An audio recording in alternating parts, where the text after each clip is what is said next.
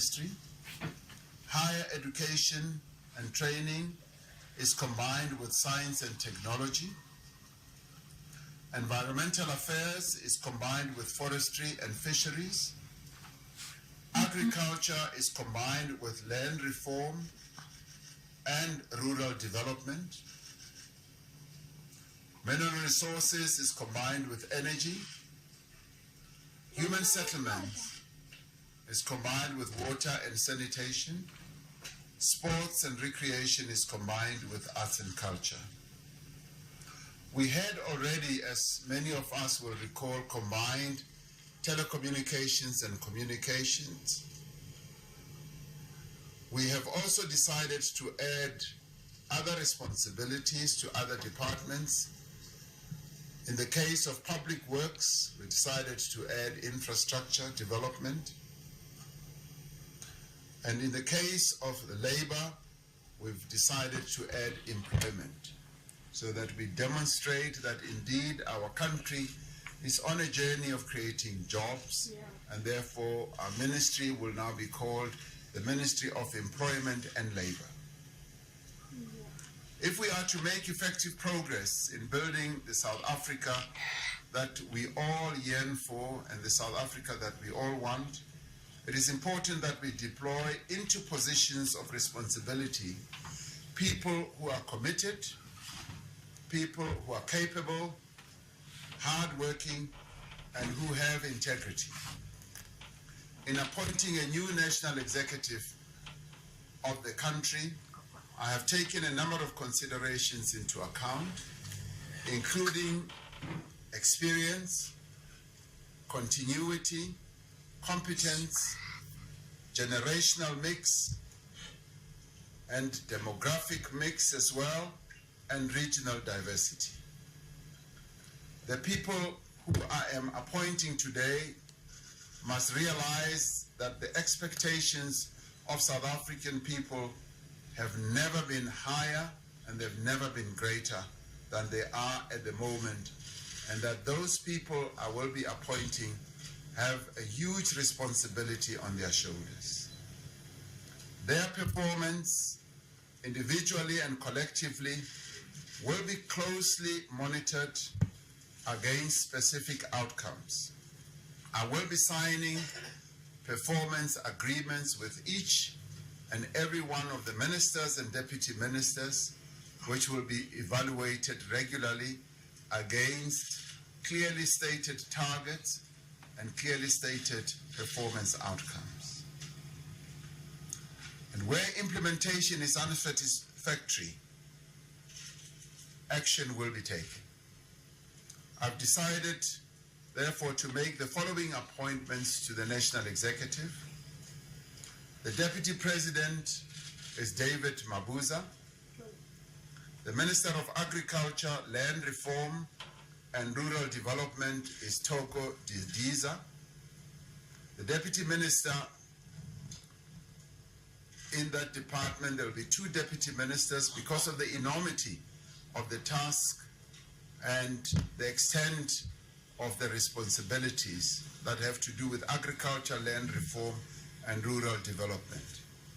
The 2 deputy ministers will be Stumo Dlamini and Mcebisi Skwacha. The Minister of Basic Education is Angie Motsecha. The Deputy Minister is Dr. Regina Mhaule. Minister of Communications is Stellanda Beni Abrahams. Deputy Minister is Pinky Kekan. Minister of Cooperative Governance and Traditional Affairs is Dr. Nkosazana Dlamini Zuma. Deputy Ministers, there will be 2 because of the importance and the enormity of the task at hand that has to do with cooperative governance, impacting on local government, impacting on traditional affairs, and impacting also on how national, provincial, and local government cooperate. The deputy ministers, therefore, will be Pax Tau and Obet Bapela. Minister of Defense and Military Veterans is Nosiviwe Mapisa Ngakula. Deputy Minister is Tabang Makwetla. Minister of Environment, Forestry and Fisheries is Barbara Krisi. Deputy Minister is Megi Sochu. Minister of Employment and Labor is Tulas Ngesi. Deputy Minister is Buitumelo Muloi. Minister of Finance is Tito Mboweni. Deputy Minister of Finance is Dr. David Masondo. Minister of Health is Dr. Zwelini Mkize. Deputy Minister of Health is Dr. Joe Patha. Minister of Higher Education, Science and Technology is Dr. Blade Nzimande. Deputy Minister is Buti Manamela. Minister of Home Affairs is Dr. Aaron Mutwaledi. Deputy Minister is Njabulo Nzuza. Minister of Human Settlements, Water and Sanitation is Lindiwe Sisulu. Deputy Ministers, because international relations is such a vast portfolio which involves interacting with multilateral organizations around the world, the UN, the AU, and many other countries as well. We need 2 deputy ministers, and they will be Alvin Botes and Kendith Mashiko Dlamini. Minister of Justice and Correctional Services is Ronald Lamula. Deputy Minister will be John Jeffrey and Inkosi Patekile Holomisa. Minister of Mineral Resources and Energy will be Gwede Mantashe.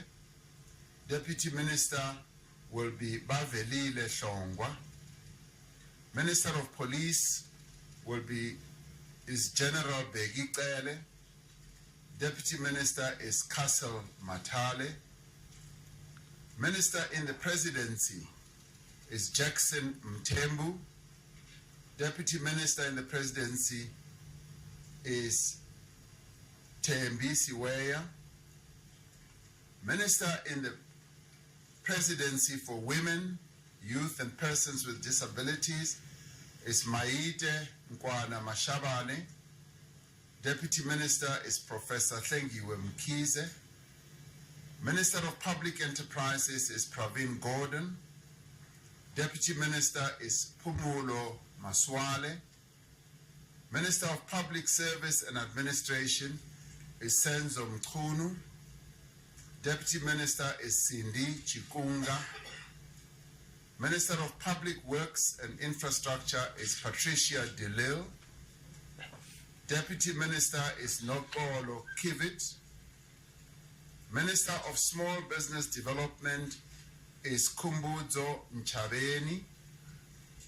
Deputy Minister is Rosemary Kapa. Minister of Social Development is Lindiwe Zulu. Deputy Minister of Social Development is Henrietta Bokhopane Zulu. Minister of Sports, Arts and Culture is Nati Mtetwa. Deputy Minister of Sports, Arts and Culture is Notawe Mafu. Minister of State Security is Ayanda Jojo. Deputy Minister of State Security is Zizi Kodwa. Minister of Tourism is Nkenzani Kubai Ngubani. Deputy Minister is Fish Mathalela. Minister of Trade and Industry is Ibrahim Patel. Deputy Ministers will be Fikile Majola and Nomalungelo Gina. Minister of Transport is Fikile Mbalula. Deputy Minister of Transport is Dikeledi Magazi. These men and women we have appointed to the executive are drawn from all corners of our country. They will all be sworn in tomorrow by the Chief Justice. For the first time in the history of our country, half of all the ministers are women. 50% of our ministers are now women. We have also included a significant number of young people. This is in fulfillment of our commitment to giving young people roles of responsibility in all sectors of society. This is part of a generational transition in which we are creating what we call a pipeline of leaders to take our country further into the future. In conclusion, I would like to express my appreciation for all those outgoing members of the executive who served the country so ably in the 5th administration. We continue to value their experience, their skills, their inputs, and their contributions. And I will be finding and seeking ways, suitable ways of getting areas of responsibilities that they can continue serving our country. In other words, those who have not been able to get into the 6th administration government, I'm going to find ways of utilizing them, because a number of them are well-skilled, well-experienced, knowledgeable, and they will be deployed in one way or another. So I am eternally grateful for the service that they have provided to their country. Allow me then to express my gratitude to all members of the incoming executive for making themselves available to serve the nation. I spent a considerable amount of the day talking to them, engaging them, and telling them of the responsibilities that now await them as they take up these posts.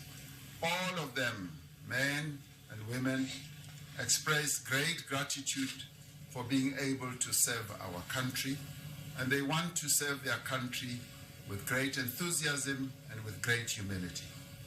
I wish them well and the best in the execution of their responsibilities.